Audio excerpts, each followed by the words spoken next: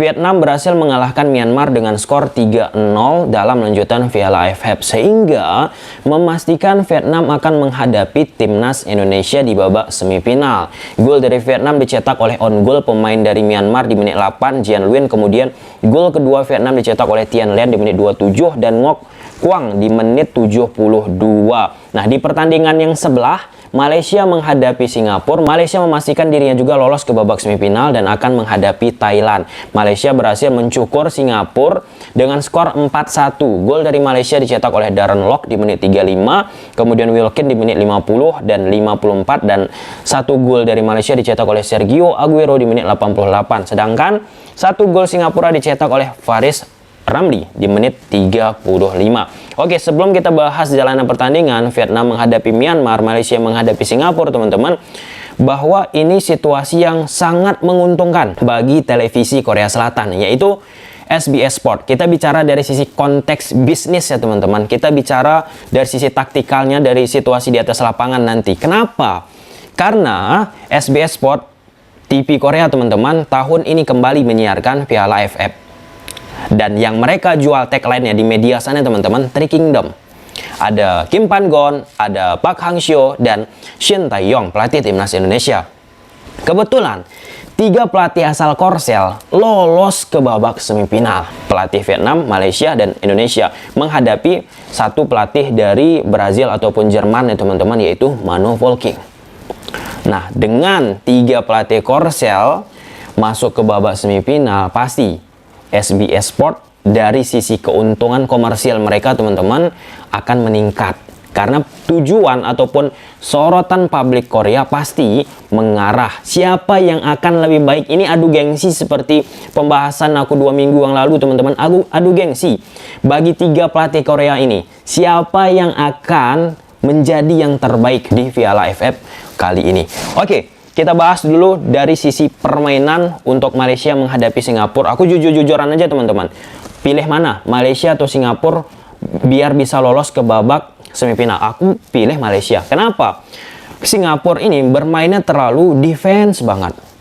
Kita ambil case Singapura menghadapi Vietnam. Di kandang mereka sendiri. Mereka bermain ortodoks, pragmatis. 5-4-1 shape tanpa bola mereka. Low block, bertahan, menunggu di lini pertahanan mereka, kemudian melancarkan counter attack, gitu terus mereka repetisi. Kebetulan Singapura pada saat menghadapi Vietnam pun dari sisi sirkulasi, intensitas yang mereka miliki nggak seperti biasanya, karena Park Hang-seo menyebutkan pemain-pemain Vietnam nggak nyaman bermain di rumput sintetis. Nah, kalau kita compare ketika Vietnam bermain di rumput yang tidak sintetis memang berbeda. Nah, terlepas daripada itu teman-teman, memang Singapura saat menghadapi Vietnam kemarin tidak begitu istimewa dan disitu dikurung oleh Vietnam, dan ya karena disiplin saja lini pertahanan dari Singapura pada saat itu membuat Vietnam pun nggak bisa terlalu banyak berkreasi teman-teman. Nah, di pertandingan Singapura menghadapi Malaysia, sebelum Malaysia menciptakan gol teman-teman, Singapura tetap merepetisi mengulangi caranya bagaimana menahan Vietnam di kandang mereka. Lebih bermain menunggu dengan pola 3 back mereka ketika tanpa bola, shape bertahan mereka 5-4-1. Ketika bertahan dan otomatis lawan banyak menguasai bola teman-teman, ya harus disiplin.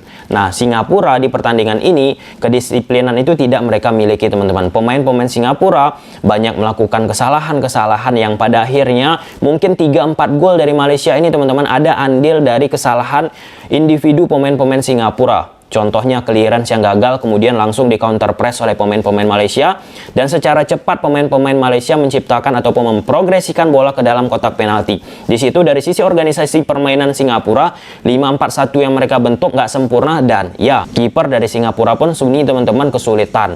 Nah, sedangkan kalau kita bicara dari sisi konteks Malaysia, walaupun bagi aku teman-teman Malaysia nggak begitu bagus-bagus amat di pertandingan ini, tetapi apa yang ditunjukkan oleh Kim Pan-gon dengan skuad apa adanya, garis bawahi dulu teman-teman, sekuat apa adanya. Bahkan di stigma bahwa Malaysia ini Malaysia B teman-teman, karena tidak ada 11-12 pemain inti, pemain andalan yang berasal dari JDT. Kim Pan-gon berhasil membuat kesuksesan lah ya, walaupun masih semifinal, tetapi dengan apa yang ia lakukan dengan tanpa ada dukungan dari pihak Johor Darul Ta'zim dari sisi penggunaan skuad pemain teman-teman, patut kita apresiasi teman-teman. dengan skor yang mampu juga mereka kalahkan sangat besar 4-1 Singapura. Nah, kita sempat berbicara tentang Kim Pan-gon beberapa waktu yang lalu identik dengan pola 3 back. Ternyata selama AFF berjalan ini teman-teman, Kim Pan-gon pun cukup beradaptasi dengan situasi yang ada. Kadang pola 3 back mereka pakai berubah menjadi 4-3-3 ataupun 4-2-3-1. Case-nya apa yang dilakukan oleh Malaysia saat menghadapi Vietnam yang kontroversi beberapa waktu kemarin teman-teman. Nah, di momen itu untuk mengalahkan Vietnam, bagaimana cara Kim Pan-gon harus bisa memegang lini tengah. Hal itu bisa terjadi teman-teman dilakukan Malaysia. Tetapi karena Malaysia tidak mampu memanfaatkan momentum tersebut, ya Malaysia dikalahkan Vietnam dengan skor 3-0. Momentum seperti apa? Ini akan kita bahas. Kita korelasikan dengan pertandingan Vietnam menghadapi Myanmar teman-teman. Oke, kalau kita bicara Vietnam menghadapi Myanmar, apa yang dilakukan oleh Vietnam hampir sama juga seperti apa yang dilakukan oleh Vietnam saat menghadapi Malaysia. Yang kita soroti itu teman-teman, pertama, permainan posisinya. Park Hang-seo bersama Vietnam full bermain taktis banget, pakai taktik secara jelas teman-teman. Contoh yang pertama, kita lihat 2 gol dari pemain Vietnam ke gawang Myanmar. Itu permainan posisional. Dibuatnya beban banyak sektor kiri permainan Vietnam lewat wingback mereka teman-teman menyasar fullback kanan dari Myanmar. Nah, di situ fullback kanan dari Myanmar menghadapi 2 pemain Vietnam. 2 versus 1. Situasinya seperti ini teman-teman, menggantung sehingga pemain fullback kanan dari Myanmar kesulitan mau siapa yang dijaga. Ini namanya permainan posisional. Nah, ketika suatu tim sudah paham konsep permainan posisional, nah ini rumit bagi lawan untuk bisa mengantisipasinya, melawannya teman-teman. Kita lihat saja di pertandingan ini, ketika permainan posisional, permainan posisi dilakukan oleh pemain Vietnam, lini pertahanan dari Myanmar pun nggak begitu bagus untuk bisa membendungnya teman-teman.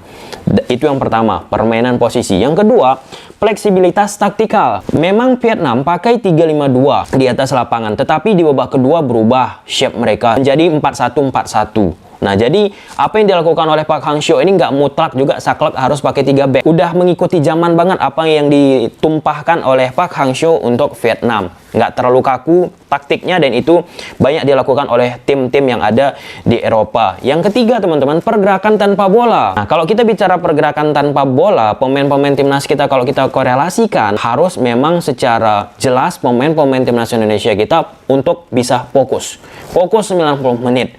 Ini lawannya Vietnam, dan Vietnam sebelum menghadapi Piala AFF ini juga teman-teman mengikuti beberapa serangkaian uji coba, dan salah satu headline yang sangat luar biasa saat Vietnam berhasil mengalahkan Dortmund, dan itu sudah kita review pertandingannya beberapa waktu yang lalu. Dan walaupun Dortmund saat itu bukan skuad inti, tetapi apa yang dilakukan oleh Park Hang-seo bersama Vietnam tetap menjadi salah satu magnet bahwa Vietnam ini memiliki pemahaman pemain terhadap keinginan Park Hang-seo itu bagaimana sudah sangat jelas. Oke, yang keempat teman-teman, permainan bola-bola panjang.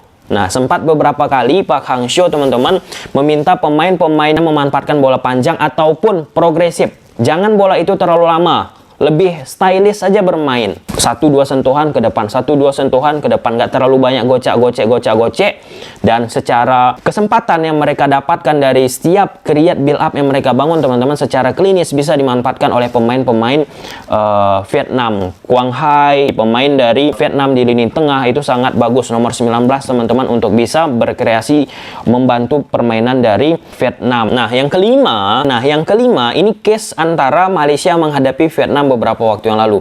Sempat Malaysia berhasil loh mengalahkan permainan Vietnam sebelum terjadinya situasi kontroversi. Dengan apa? Di situ pemain-pemain Malaysia berusaha untuk memenangkan orang di lini tengah.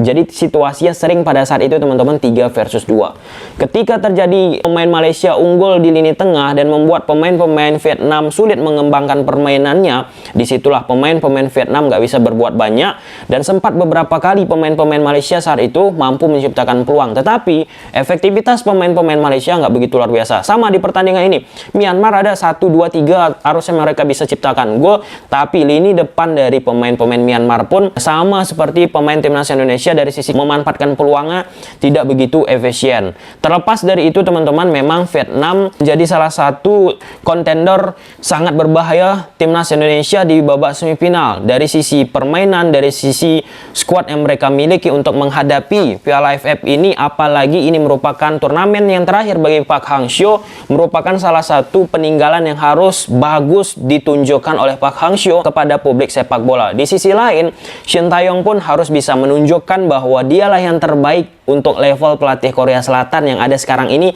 di Asia Tenggara. Oke, mungkin sampai sini aja dulu teman-teman videonya. Nanti kalau misalnya ada kesempatan aku buat review pertandingan Vietnam, bagaimana Indonesia menghadapinya dan lain sebagainya.